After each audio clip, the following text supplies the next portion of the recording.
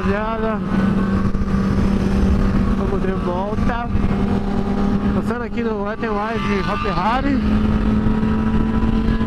Nosso querido amigo Israel tá pra trás, hein, gente? Eles vão dando mal, dando mal.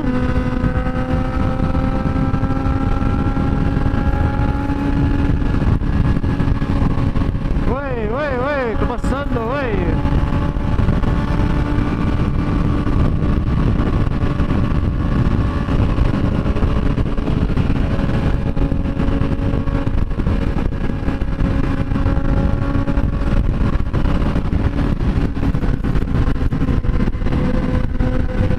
O caminhão capotou? Capotou. Vixe, galera. E a escolta tem que ficar ali, hein?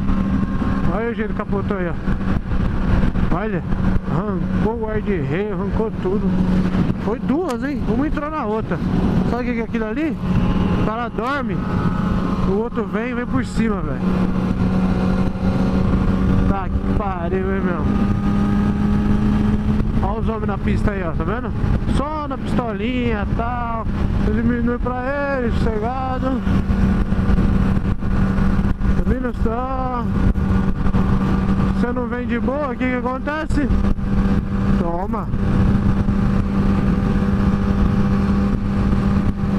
Apontou lá pra gente, lá ele apontou de nós, deu 124.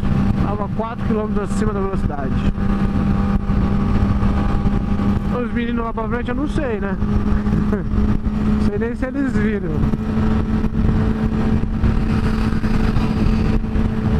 Chuva tá querendo cair, mas tá mais ou menos.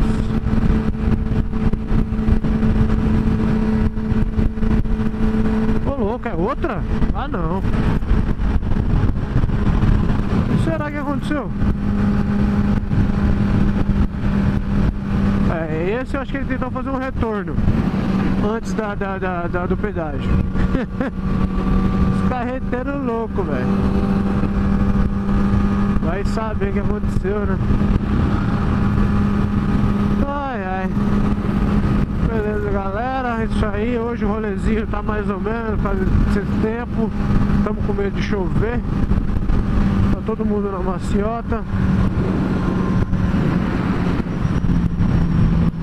Moto com chuva não combina, é perigoso.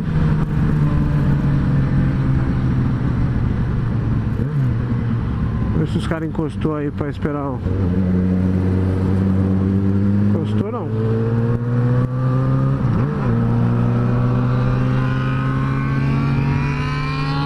Bom, isso aí então. Tá, estão lá pra cima lá. Eu vou ter que acompanhar os caras. Beleza? Vou cortar isso aqui e faço outro. Valeu! Fui!